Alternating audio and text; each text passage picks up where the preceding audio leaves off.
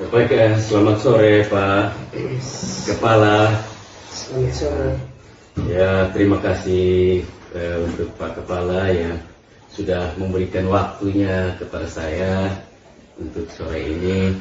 Saya bisa bertemu dengan Bapak, melakukan wawancara dengan Bapak terkait dengan pengalaman Bapak selama menjadi kepala sekolah dalam pengambilan keputusan. Jadi mungkin kehadiran saya di sini ada beberapa pertanyaan yang nanti saya sampaikan, saya ajukan, dan saya mohon untuk nanti Bapak bisa membantu saya dalam memberikan jawaban-jawaban yang merupakan pengalaman Bapak selama ini dalam memimpin SD Impres Ratnamo, dan ada pengalaman dalam pengambilan keputusan ini. Baik, Bapak, mungkin saya sampaikan pertanyaan pertama itu, apakah selama ini di dalam mengambil sebuah keputusan atau menemui kasus-kasus yang ada di sekolah kemudian diselesaikan dengan keputusan-keputusan yang diambil, Bapak bisa mengidentifikasi kasus-kasus yang Bapak selesaikan itu atau masalah-masalah yang Bapak selesaikan itu merupakan, ada kasus yang merupakan dilema etika dan juga ada kasus-kasus yang merupakan rujukan moral. Baik Bapak, jadi terima kasih atas pertanyaan yang sampaikan, untuk saya bisa menyampaikan sesuai pengalaman. Iya. Jadi sesuai pengalaman saya bahwa ketika mengambil keputusan tentu ada banyak kasus, namun saya dapat memilahnya atau mengidentifikasinya mana yang masuk atau merupakan kasus dilema etika dan kasus rujukan moral. Iya. Karena dua hal ini harus sangat hati-hati dalam mengambil keputusan. Yang pertama, bagi yang dilema etika tentu kurang berisiko atau berdampak hukum. Namun yang Rujukan moral, kasus rujukan moral itu sangat hati-hati. iya. Karena salah mengambil keputusan, maka berisikonya harus berhadapan dengan hukum. Karena itu saya sudah pengalaman sudah berjalan, saya sudah menghadapi kasus-kasus seperti itu dan juga sudah pernah tangani. Dan mungkin kawan saya seperti itu Bapak, bahwa tentu kasus-kasus yang diidentifikasi sebagai dilema etika dan rujukan moral sudah dihadapi dan sering mengambil keputusan dengan pertimbangan. Mungkin itu saja jawaban saya. Terima kasih. Baik, terima kasih. Artinya bahwa selama ini dalam pengambilan keputusan-keputusan tentang penanganan kasus yang Bapak alami itu, Bapak sudah mengidentifikasi bahwa ada kasus-kasus yang dia masuk dalam dilema etika dan ada kasus-kasus yang dia masuk dalam rujukan moral. Baik Bapak, ya, jadi mungkin pertanyaan saya yang kedua, bagaimana Bapak menjalankan pengambilan keputusan di sekolah itu, terutama untuk kasus-kasus yang dimana ada dua kepentingan yang sama-sama benar, ya, sama-sama benar atau sama-sama mengandung nilai kebajikan, dalam hal ini dilema etika itu. Baik, jadi terima kasih. Saya kalau dalam pengalaman bahwa pernah berhadapan dengan kasus-kasus seperti itu, yang mana kasus itu merupakan dilema etika atau benar melawan benar, dan itu pun juga harus ada banyak pertimbangannya. Pertama, contohnya bahwa ada siswa misalnya dalam pencapaian ketuntasan belajarnya di bawah maksimal, tetapi karena pertimbangan lain bahwa dari segi usia dia tetap harus dianggap tuntas dan naik kelas, tetapi dengan keputusan atau pertimbangan-pertimbangan itu kita memberikan catatan, memberikan pertimbangan kepada guru yang menangani siswa-siswa tersebut, dan untuk menaik ke tingkat atas harus ada catatan khusus untuk bisa dapat menjadi pertimbangan untuk kelas atau guru di atas untuk menangani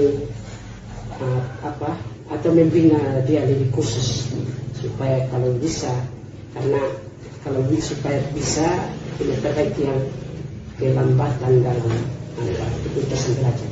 Ya. Itu saja, terima kasih. Jadi artinya yang pengalaman Bapak kalau soal pengambilan keputusan terkait dengan dilema etika itu, contohnya seperti anak yang belum tuntas itu, memang harusnya dia tidak boleh naik kelas juga, tetapi karena dilihat dari pertimbangan faktor usia dan lain-lain sebagainya, mereka dikasih naik dengan beberapa catatan-catatan yang harus dipertimbangkan atau ditindaklanjuti oleh guru kelas yang selanjutnya. Baik, terima kasih Bapak. Nah, kalau begitu mungkin pertanyaan saya yang ketiga, dalam pengambilan keputusan itu sebelumnya itu, apakah ada langkah-langkah atau prosedur yang Bapak lakukan sebelum melakukan pengambilan keputusan? Ya, baik, terima kasih. Jadi yang tentu yang pertama, kita mengidentifikasi kasus-kasus itu. Iya. Manakala dia masuk kasus dilema etika atau kasus pendidikan moral, itu langkah pertama mengidentifikasi kasus-kasus itu bisa membedakan. Iya. Yang kedua, setelah itu harus melihat kira-kira tingkat kesulitan dalam menangani kasus tersebut. Kerumitan kasus itu. Ya, itu harus bisa, kalau mudah maka bisa ditangani langsung, tetapi kalau memang dirasakan agak berat maka harus melibatkan. Itulah yang pertama adalah teman-teman guru. Tapi kalaupun memang masih juga harus butuh keterlibatan lain, termasuk juga ada komite dan juga mungkin ada orang tua murid. Kalau memang kasusnya harus butuh keputusan yang diambil bersama, maka harus melibatkan pihak-pihak yang bisa membantu. Sedangkan supaya jangan ada semacam anggapan bahwa kepala sekolah berani mengambil keputusan tanpa melibatkan pihak lain. Iya. Terima kasih. Baik, terima kasih Bapak. Artinya bahwa dalam pengambilan keputusan selama ini Bapak tidak selalu mengambil keputusan secara sepihak, tetapi selalu melibatkan pihak lain yang berkompeten.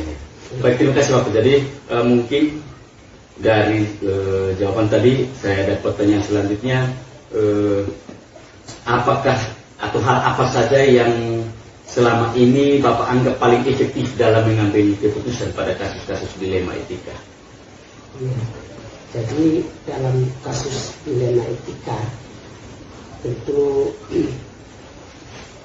harus saya bisa melibatkan banyak pihak, tidak mengambil keputusan sepihak, karena tentu ada pertimbangan bahwa nanti ada anggapan bahwa kepala sekolah punya semacam otoritas, memiliki sikap otoritas dalam mengambil keputusan sendiri, sedangkan harus ada melibatkan pihak lain.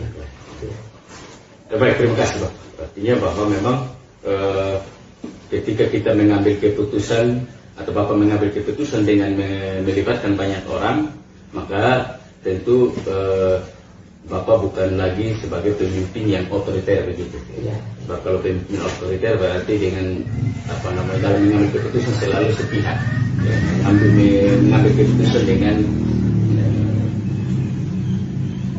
menggunakan kuasa begitu, jadi tidak melibatkan orang lain. Baik, terima kasih Pak. Jadi mungkin yang selanjutnya, apakah dalam penanganan kasus itu semuanya bisa diselesaikan dalam waktu hari itu? Misalnya kasus ini terjadi hari ini, Bapak langsung selesaikan, ataukah mungkin ada kasus yang tidak bisa diselesaikan hari itu tetapi diberikan jadwal, dilakukan jadwal dalam menangannya. Jadi mungkin kasus ini bisa terjadi hari ini tetapi penanganannya mungkin bisa dijadwalkan di hari berikutnya. Baik, terima kasih. Jadi yang tentu pertama mestinya nanti identifikasi kasus-kasus itu. Iya. Dalam pertimbangan bahwa penanganannya butuh waktu atau tidak. Karena kalau butuh waktu, tentu harus yang dilibatkan adalah pihak-pihak lain, maka tentu harus membuat penjadwalan. Manakala kita mesti mengatur waktu kapan mengundang pihak, misalnya teman-teman guru atau komite orang tua murid, dalam hal ini juga perwakilan daripada komite untuk bisa hadir dalam kebersamaan kita menyelesaikan atau mengambil keputusan. Karena tidak bisa, kalau kasusnya memang butuh kebersamaan dalam mengambil keputusan, maka tentu ada penjadwalan, karena tentu harus mencari tahu ada pihak yang mau bersama-sama itu apakah mereka punya waktu, kita sesuaikan dengan waktu bersama itu. Terima kasih. Jadi pada dasarnya tidak semua kasus itu bisa diselesaikan dalam hari itu juga, tergantung mungkin dari kerumitan penanganan kasus itu. Jadi mungkin kalau kasus yang ringan-ringan bisa diselesaikan dalam hari itu, kalau yang rumit-rumit atau yang tidak bisa diselesaikan secara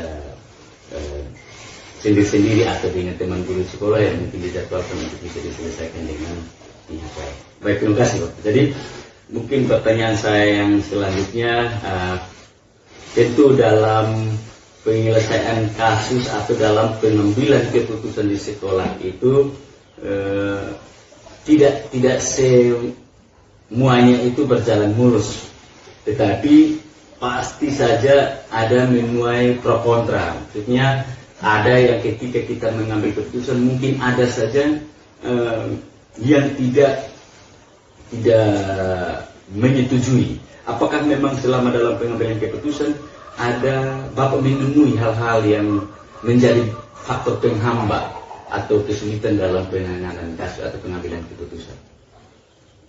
Ya, tentu banyak.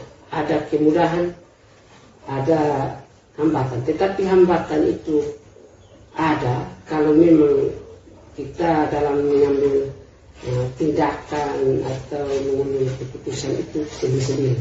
Itu pasti ada hambatan karena akan menuai pro kontra dari pihak-pihak yang tidak dilibatkan. Tetapi akan lebih mudah apabila sebagai kepala sekolah saya mengambil sikap bahwa dalam mengenai kasus-kasus yang terjadi tidak bisa seorang diri. Maka siapa yang perlu saya libatkan adalah yang pertama teman-teman sejawat di sekolah. Ada perwakilan orang tua yaitu komite dan dia punya unsur-unsur bawahan. Dan juga kalau perlu juga bisa menghadirkan orang tua murid, kami berdiskusi bersama-sama dalam mengambil keputusan. Maka itu saya rasakan sangat mudah. Ini hal yang saya sudah pernah alami dalam setiap mengambil keputusan. Jadi pada dasarnya ada faktor-faktor yang memudahkan itu ketika melibatkan banyak orang. Baik, terima kasih Bapak. Jadi mungkin pertanyaan saya yang terakhir, dari semua hal yang sudah Bapak sampaikan dalam hal pengambilan keputusan, pembelajaran apa yang Bapak petik dari pengalaman Bapak selama mengambil keputusan dilema etika di sekolah? Ya, baik, terima kasih. Jadi hal positif yang saya titik saya ambil dari setiap mengambil keputusan terkait dengan dilema etika. Memang kalau kita libatkan pihak-pihak yang terkait atau yang berkepentingan dalam hal membantu kita di sekolah, kalau kita libatkan maka sangat mudah. Kasus dalam bentuk apapun sangat mudah untuk kita bisa atasi. Itu saja. Terima kasih. Ya, baik, terima kasih.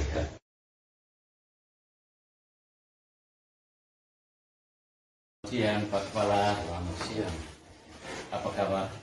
Luar biasa baik. Oh ya, begitu luar biasa baik ya. Terima kasih Pak Kepala atas waktu dan kesempatan yang disediakan untuk saya hari ini ada di sekolahnya Bapak Kepala Sekolah di sini untuk sekedar kita berbincang-bincang tentang keadaan yang sudah ada atau terjadi di sekolah Bapak ya. Jadi saya ada di sini untuk sedikit melakukan wawancara dengan Bapak tentang kepemimpinan Bapak selama ini dalam mengambil keputusan-keputusan yang Bapak hadapi di sekolah ini. Untuk itu mungkin saya akan mengajukan beberapa pertanyaan yang mungkin bisa Bapak bantu saya untuk menjawab pertanyaan-pertanyaan yang akan saya sampaikan. Baik, terima kasih Bapak. Selama ini bagaimana Bapak bisa mengidentifikasi kasus-kasus yang merupakan dilema etika atau rujukan moral yang ada di sekolah Bapak? Terima kasih Bapak Ayu bahwa untuk sejauh ini di dalam menghadapi berbagai permasalahan ataupun kasus-kasus yang ada di dalam lingkup kita ini sejauh ini tidak ada identifikasi khusus untuk memilah antara kasus itu masuk dalam dilema etika maupun rujukan moral. Akan tetapi teknik yang saya gunakan di sini hanya sekedar mempelajari kasus itu dan menyimpulkan bahwa kasus ini merupakan sebuah kasus yang perlu ada penyelesaian, dan itu kesimpulan itu dipakai sebagai tindak lanjut di dalam proses penyelesaian.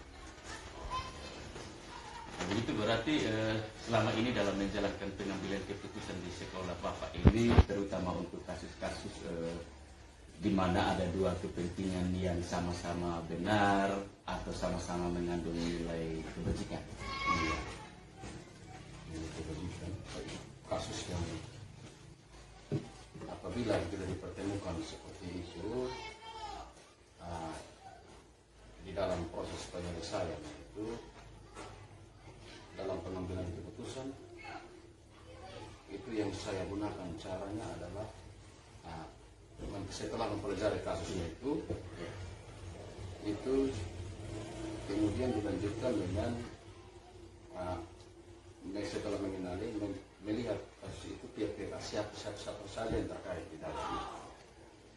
Kemudian dari situ kita saling koordinasi dan menuju pada suatu musyawarah untuk pengambilan keputusan berdasarkan pertimbangan bersama. Artinya itu sudah termasuk langkah-langkah atau prosedur yang biasa Bapak lakukan selama ini ya. Nah baik, mungkin pertanyaan saya selanjutnya, apakah memang langkah-langkah yang sudah Bapak lakukan selama ini dianggap efektif dalam pengambilan keputusan seperti kasus-kasus dilema etika atau rujukan moral itu?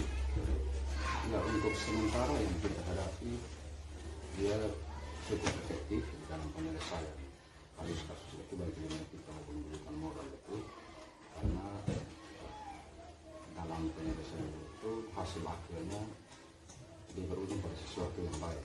Karena hasilnya itu kita peroleh dari hasil musyawarah dan koordinasi dengan pihak-pihak terkait. Kalau ini kaitan dengan sekolah, ada pihak terkait yang saya pakai di sini, yaitu selain teman guru, ada orang tua, ada pihak terkait lainnya. Kita sama-sama duduk, kita pikirkan bersama masalah itu dan diambil sebuah pertimbangan yang tepat dan pemikiran yang jernih sama-sama, baru diambil sebuah keputusan yang tepat sehingga tidak mengorbankan yang satu dengan lain. Baik, terima kasih. Berarti dalam pengambilan keputusan selama ini yang Bapak lakukan, artinya bahwa Bapak tidak mengambil keputusan secara sepihak, tetapi ada pihak-pihak lain yang Bapak libatkan. Ya, baik. Nah, tentu dalam pengambilan keputusan-keputusan itu pasti ada saja hambatannya. Ada tantangan-tantangan yang Bapak mungkin selama ini hadapi. Apakah memang kira-kira selama ini ada tantangan-tantangan atau hambatan yang Bapak hadapi di dalam pengambilan keputusan? Ya, kalau untuk tantangan sih jelas pasti ada, pernah dihadapi, terutama dalam hal penyelesaian masalah yang bisa melibatkan ada guru-guru ataupun ini dengan orang tua siswa dan lain sebagainya. Itu tentunya menjadi tantangan berat bagi saya dan bukan merupakan hal yang mudah, yaitu rasa canggung dalam diri yang muncul. Bahwa apabila menghadapi teman-teman sebaya yang istilah seumuran dan lain sebagainya, itu pasti ada hal canggung yang selalu muncul dalam diri. Nah, untuk menggunakan itu ya dengan sendirinya pelan-pelan saya mengambil momen-momen masalah atau kasus seperti ini dengan belajar, tetap terus belajar untuk berusaha mengatasinya dengan musyawarah bersama. Baik.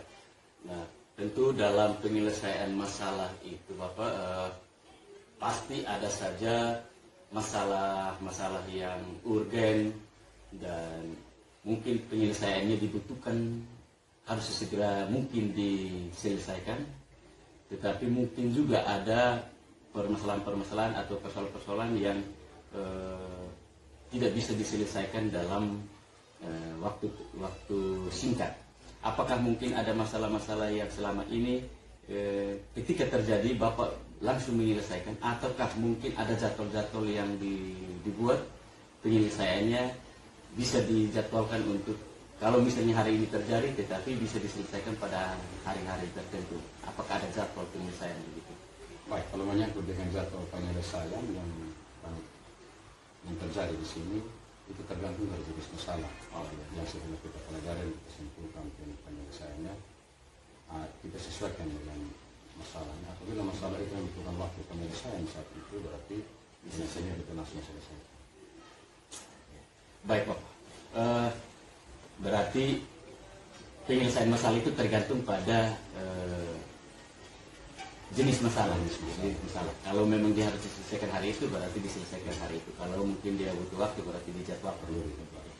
Terima kasih Bapak. Nah, mungkin pertanyaan saya yang selanjutnya, apakah ada dalam penyelesaian masalah selama ini, adakah faktor-faktor ataukah ada pihak-pihak lain yang dapat membantu Bapak dalam pengambilan keputusan, sehingga dalam hal ini mungkin ada sesuatu yang mungkin Bapak tidak bisa mengambil keputusannya sendiri, tetapi ada kemudahan-kemudahan yang diperoleh dari faktor-faktor pendukung, misalnya dari teman-teman guru, dari komite, atau mungkin ada pihak lain yang bisa membantu Bapak dalam menyelesaikan masalah. Jadi kalau dari tadi awal saya sempat dengar bahwa Bapak dalam pengambilan keputusan ini tidak sendiri, tetapi melibatkan banyak pihak. Berarti pasti ada faktor-faktor. Ya. Jadi faktor-faktor dalam hal ini yang mempermudah untuk membantu penyelesaian masalah itu memang ada. Sering saya berkoordinasi dengan teman guru ataupun pihak lain yang punya kompetensi dalam hal penyelesaian masalah itu. Seperti contoh, pernah ada hal masalah yang terjadi di sini yang tidak mampu saya mengambil keputusan sendiri. Itu sempat saya konsultasikan dengan atasan dalam hal ini Pak UPT, ingin berjalan keluar solusi seperti apa supaya bisa masalah ini terselesai. Jadi untuk sosok yang dianggap sebagai sesuatu yang mempermudah saya dalam keputusan memang ada, pasti ada. Selain teman-teman guru yang punya kompetensi, ada pihak lain dalam hal ini atasan saya yang bisa membantu saya dalam penyelesaian masalah yang saya. Ya Pak, jadi artinya ini sekedar saya ingin mencari tahu pengalaman Bapak di dalam mengambil keputusan selama Bapak memimpin di sekolah ini. Dan mungkin pertanyaan saya yang terakhir, dari semua pengalaman yang Bapak lakukan terkait dengan pengambilan keputusan ini, keputusan di sekolah, apakah ada pembelajaran atau pembelajaran apa yang bisa Bapak petik dari pengalaman Bapak dalam mengambil sebuah keputusan di sekolah ini? Kalau berbicara menyangkut pengalaman baik atau hal positif yang diambil dalam momen-momen dalam seperti penyelesaian masalah untuk pengambilan sebuah keputusan, hal yang menurut saya dianggap sesuatu yang bisa dipetik dari situ adalah di dalam menentukan sebuah hasil keputusan itu lahir dari sebuah musyawarah dengan mempertimbangkan berbagai hal baik dan buruknya, dan lahirlah sebuah keputusan yang bijak. Dalam hal ini tidak menambahkan pihak yang satu dengan yang lain. Dan intinya dalam penyelesaian hal yang kecil maupun hal yang besar harus dilakukan dengan sebuah musyawarah mufakat untuk menentukan sebuah keputusan yang tepat. Mungkin Pak, jadi yang saya petik di sini artinya bahwa semua keputusan yang selama ini Bapak lakukan sesuai dengan pengalaman Bapak, bahwa keputusan itu tidak semuanya Bapak ambil secara sepihak, tetapi melibatkan banyak orang melalui musyawarah. Nah, tentunya dalam melibatkan banyak orang berarti keputusan yang selama ini Bapak ambil itu tentunya semuanya berjalan dengan baik, karena tidak ada persoalan yang akan menimbulkan dampak hukum ke depan. Karena masalah yang diambil Bapak itu melibatkan banyak orang. Ya, itu mungkin yang bisa saya simpulkan dari apa yang saya tanyakan kepada Bapak melalui wawancara ini. Dan tentunya kita sama-sama saling mendukung untuk kedepannya kita bisa menjadi seorang pemimpin yang di dalam mengambil keputusan itu tentu pasti kita akan menghadapi berbagai persoalan, tetapi jika kita lakukan pengambilan keputusan secara baik, dipikirkan secara matang dengan melibatkan banyak orang di dalamnya, pasti kita semuanya aman. Artinya bahwa tidak ada dampak hukum ke depan yang pasti kita alami. Baik, terima kasih Bapak atas waktunya buat saya hari ini. Apapun yang menjadi pergumulan Bapak tentu juga menjadi pergumulan saya. Di mana kita memimpin, pasti kita akan bersama-sama untuk memajukan sekolah tepat kita memimpin, dan keputusan-keputusan yang kita ambil akan menimbulkan hasil yang baik, tidak menimbulkan dampak hukum ke depan. Saya kira mungkin cukup waktunya bagi saya dengan Bapak. Terima kasih banyak Bapak. Kita sama-sama saling memotivasi dan kita saling mendukung. Terima kasih banyak Bapak atas waktunya. terima kasih. Ya, sekian dan terima kasih. Silakan.